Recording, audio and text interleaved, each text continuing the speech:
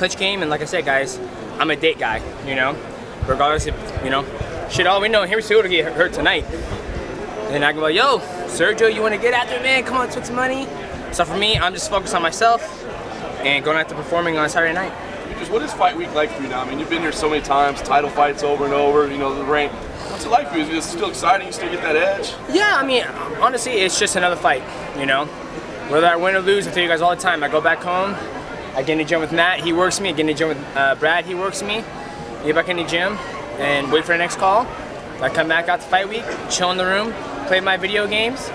Then there's been a time when I've been out here and I was like, Matt, we should go do this, we should go do this. He goes, DJ, you got a fucking fight on Saturday. And I'm like, oh shit, that's right.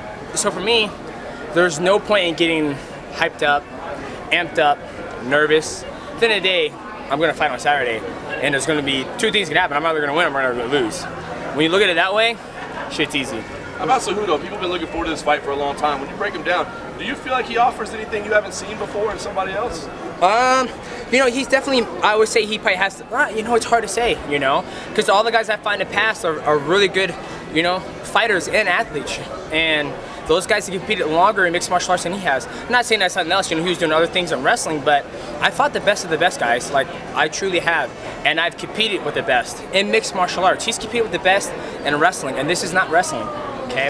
And I'm sure he's gonna come out, he's gonna have no problem making weight, he's gonna be in real great shape, just like the last 7 people I fought. Shit, one guy was on EPO. If you don't know what EPO is, you need to go look up Lance Armstrong, okay?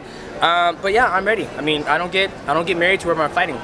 They call like, hey, you're fighting Cejudo. Thank you, bye. That's how my conversations are with Dana White and Lorenzo. There's no, well, I don't know, that's a good idea, Dana. You know, I don't think the numbers will be good. I don't think nobody knows who this man is. That's not my thought process. I'm like, perfect, sounds good. If they were to call me and say, hey, you're fighting Joseph Benavidez for the 3rd time, April 23rd, Saturday, co-headline behind Jones and OSP or DC, my reaction would be, thank you, I'll see you then, bye. And that's how it should be for every single fighter, my opinion. But they're not like, you ain't gonna make no money, dog, but that's just me. Is that something you had to learn, or was there ever a time when it was more emotional No, than that? Ever since I was an amateur.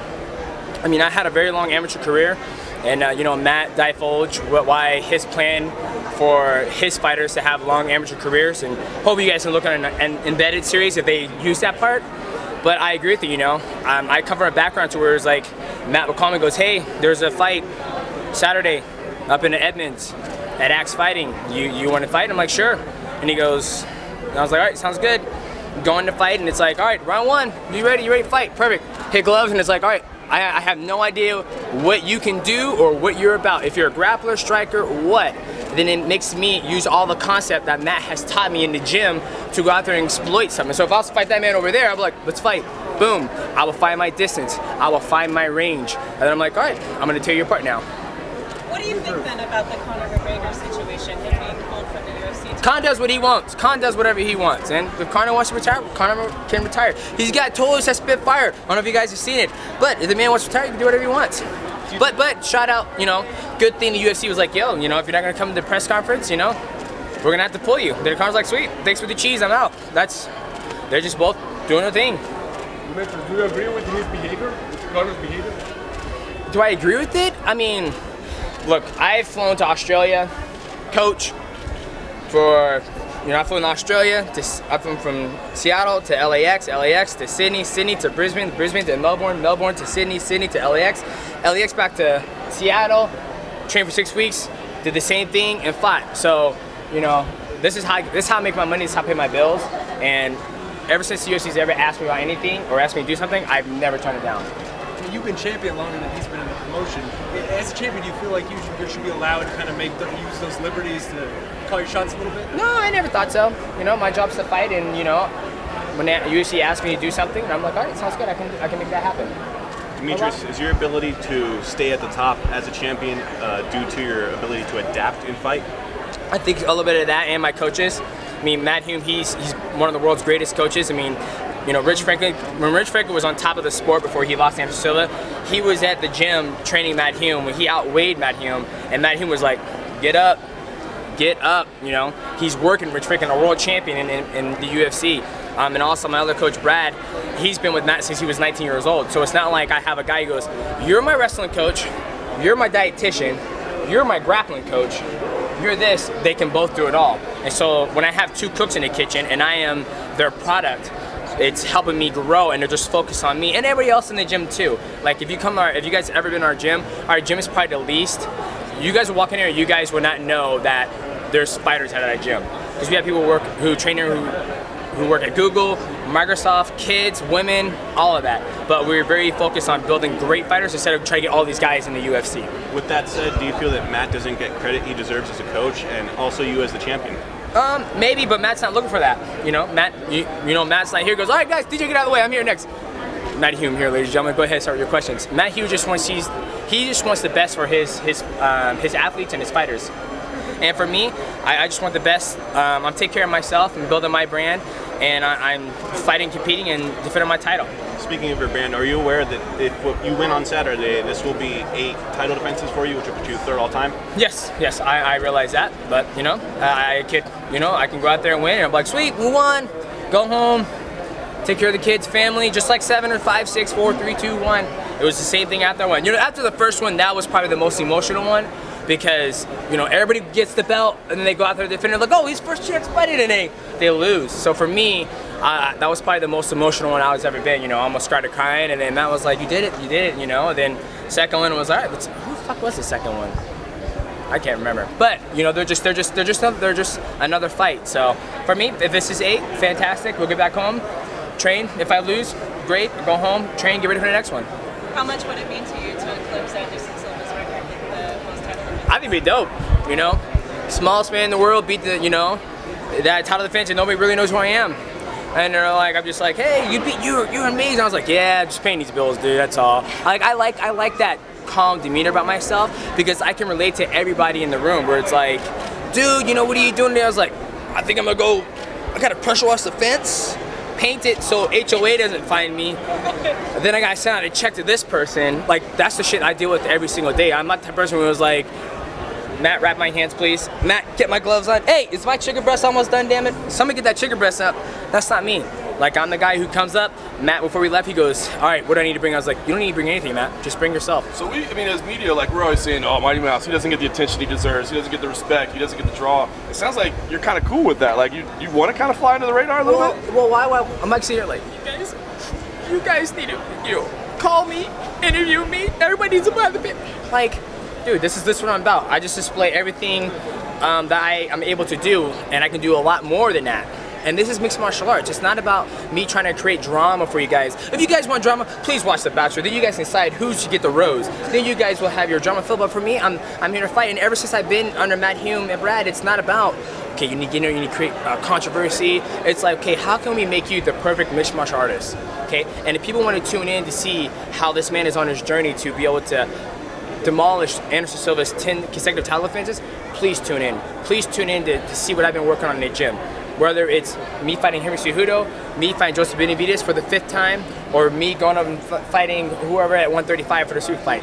That's what I'm trying to sell to you people. If you guys want controversy, dude, John Dodson talked shit about me in my face. He just talked crap about me the other day. You know what I did? I'm like, that was rude. I was like, whatever. Then I was like, all right, time, let's change this diaper, dog. Come on. That's how it goes, And after we fought, I said, dude, congrats to being a father. Even though you talk shit about me, it's all good. He goes, yeah, man, I was just trying to sell the fight. And I was like, I know, but it didn't change the outcome of this fight, did it? Have a good life. I wish you the best at 135, and take care. You just mentioned the super fight. You usually don't talk about it. You usually say, hey, slow down. I want to beat this record first. Yeah, don't get me wrong. I want to beat this record first, but at the same time, if the money presents itself, then yeah, if the money's right, then yeah, I'll go and do it. But if it's not, if they're like, hey, we're going to pay you exactly the same thing when you go fight at Dom, no, that doesn't fucking make sense. So, I'm focused on breaking that title defense. That's something I want to do. That's a goal. I set my own. I might break a title defense there. I'm like, slow clap. I'm like, no worries, man. Thanks for the clap. Appreciate it, but I'm excited about it. If you did eclipse that record, though, do you feel like the fans would finally regard you as the #1 pound for pound? No. I mean, at one point in time, I was ranked #1 pound for pound in the world. John Jones farted and blew right past me.